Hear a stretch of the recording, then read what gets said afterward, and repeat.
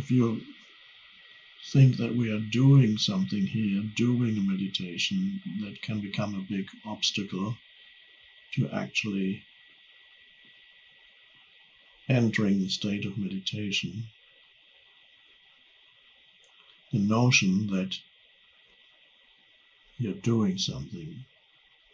1 minute you're answering the emails, and then you are putting the dishes away, and then you're doing the meditation.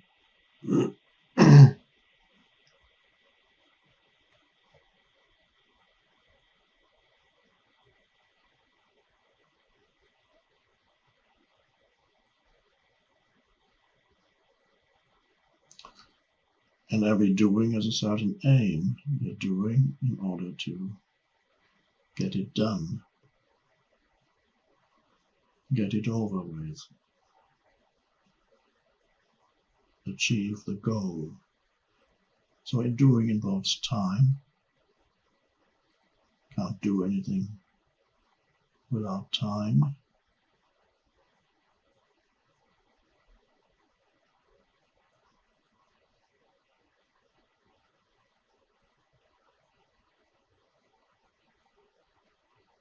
And the ordinary state of consciousness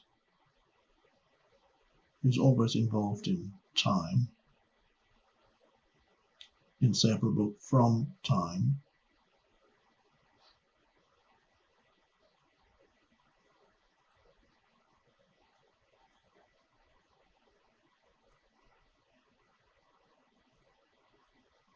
There's a deeper dimension within you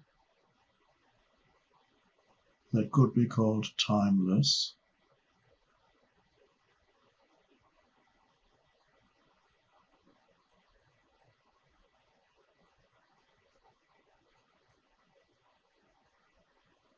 But as long as you're doing something to get there, that becomes a paradox. You can't use time to get to the timeless, because you don't need to get to the timeless. It's already there in you. You just need to notice that it's there.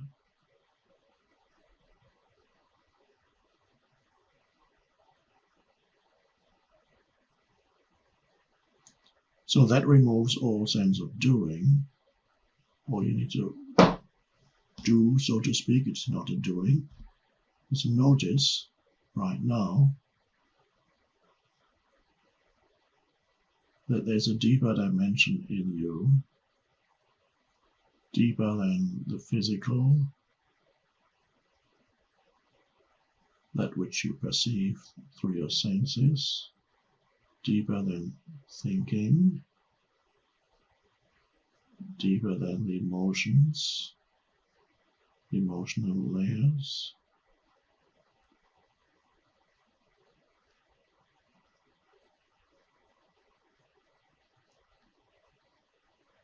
Where is it? I still can't feel it, somebody thinks.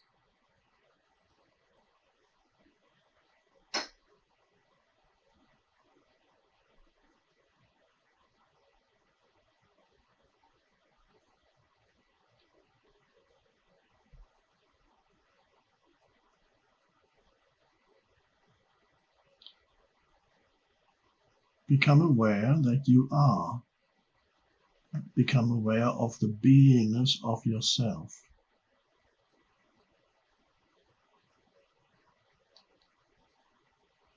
Aware of your own presence.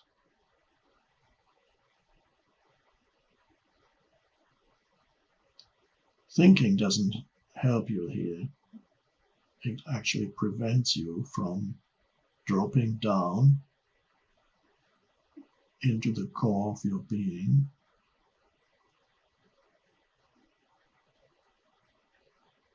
So you can allow yourself to let go of thinking or trying to figure something out.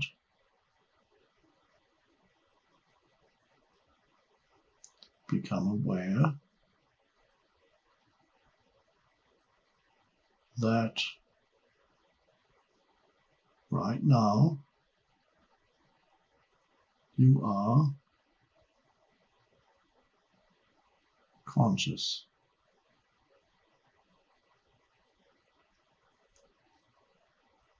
Right now you are aware.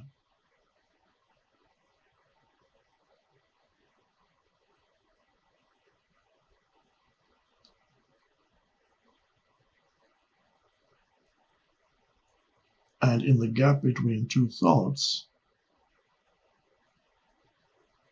there's a space or a spaciousness. And in that spaciousness, in that space,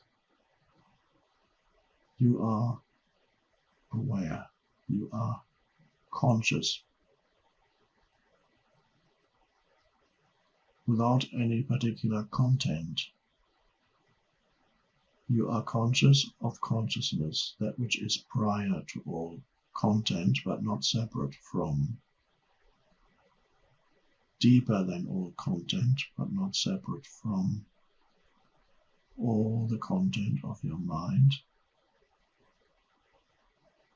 Whatever you are aware of, sense perceptions, thinking, emotions, all these things you are aware of, in many cases not just aware of, identified with. You derive your sense of self from those things, life situations which you're aware of through your sense perceptions, plus mental interpretations, plus emotional reflections. That makes up the content of your consciousness, and that makes up what you call your life. That's my life. And you try to figure out your life by thinking about your life. There is a place for that too, yes.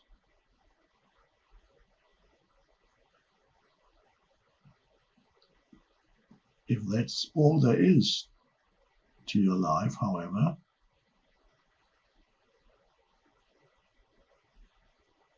then you are, to use one of my favorite analogies, you are like a wave or ripple on the surface of the ocean who does not realize that it is not only a wave or ripple on the surface of the ocean, being surrounded by other waves or ripples, but this wave or ripple does not realize that it is also, and more fundamentally, the entire ocean. And that this wave or ripple is only temporarily a manifestation of the entire ocean.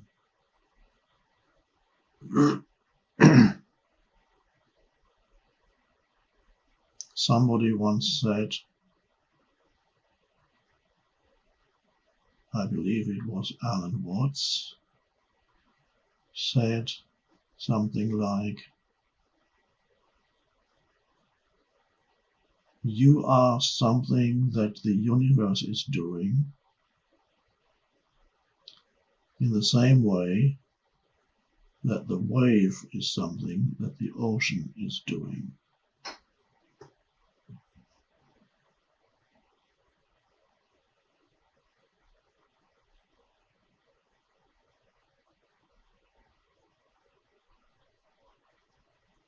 So you are something that the universe is doing or being.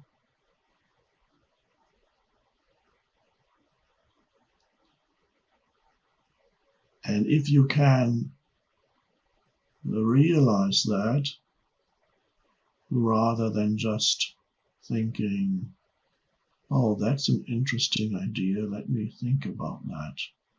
I'm something that the universe is doing in the same way that the wave is something that the ocean is doing. You can start thinking about it. That's one way. You might come up with a few more related ideas. Or the mind might say, well, this may be true or may not be true. Or the mind might say, that doesn't make sense to me. Or I have no idea what he's talking about.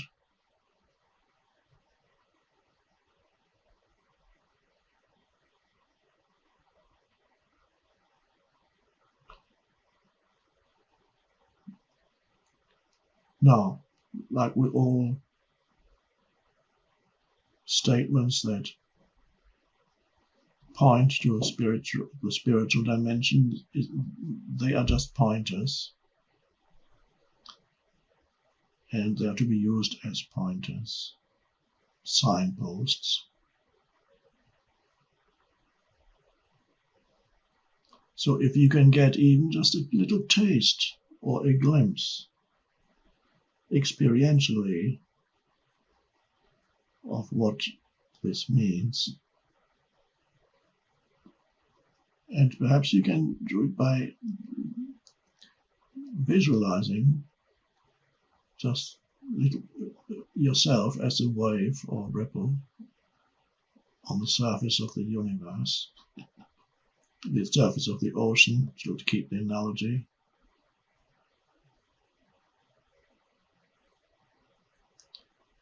And allow yourself to drop into the core of your being, in the space between two thoughts, and realize your essential beingness. I am.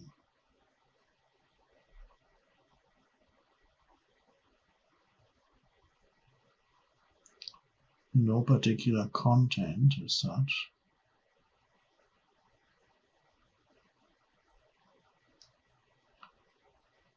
but you feel connected to something limitless, timeless, vast, deep.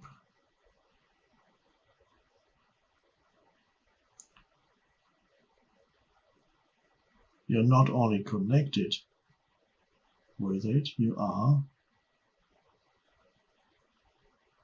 an extension of it, an expression of it, inseparable from it.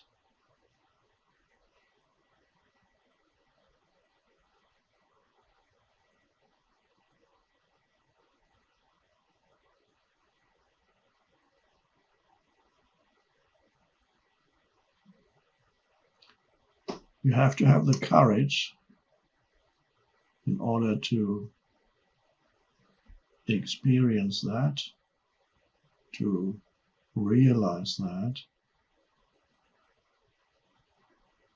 the courage to enter the realm of not knowing anything.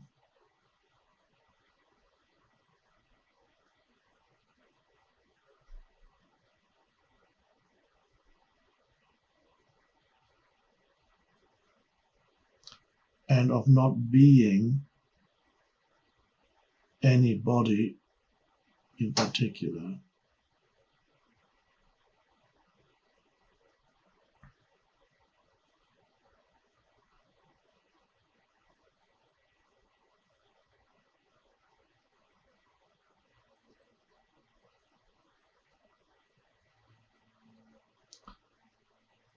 That's the most beautiful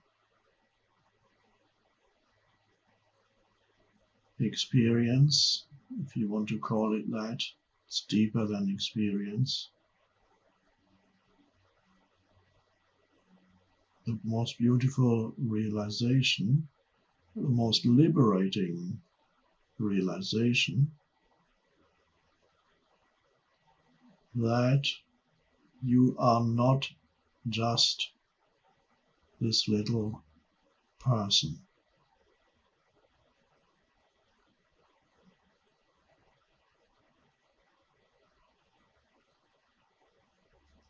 Which is just like a brief, momentary spark that appears and then disappears. Oh, that was you. That was me.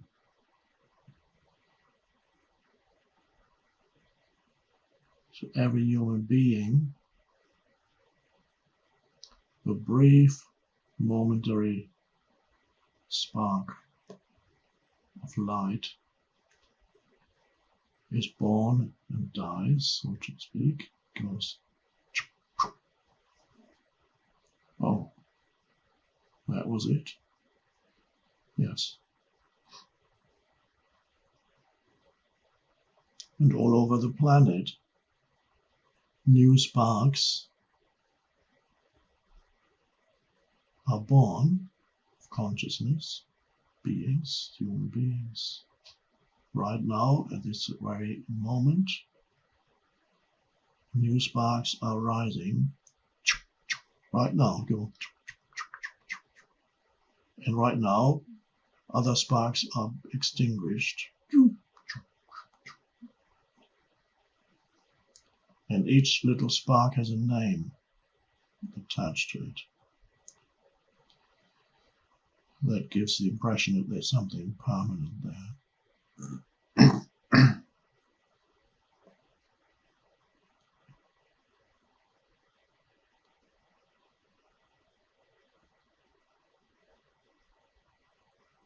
Well, that spark originates in the central fire, the central consciousness. Each spark is a manifestation of that and returns there.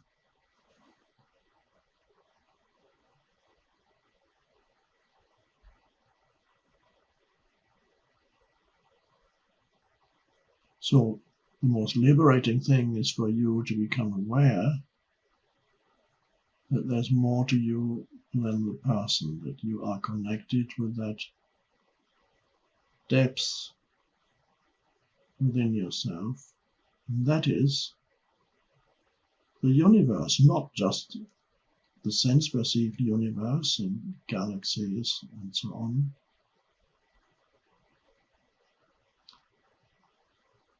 but more essentially something deeper that underlies the sense-perceived universe.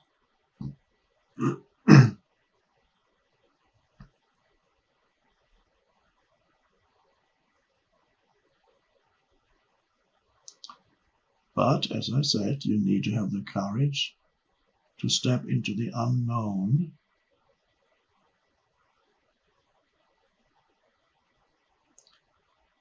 become comfortable with not knowing anything. Don't worry, all the things that you know, when you need them, you can still use.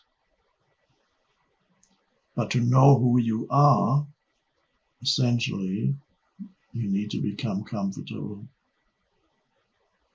with not knowing anything, become comfortable with not knowing who you are conceptually, become comfortable with being ignorant, so to speak. And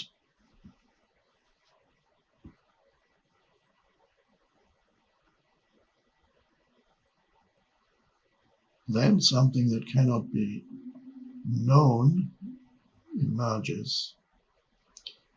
You can't know it because it's the source of all knowledge, where all knowing and all knowledge originates. That's you cannot know it.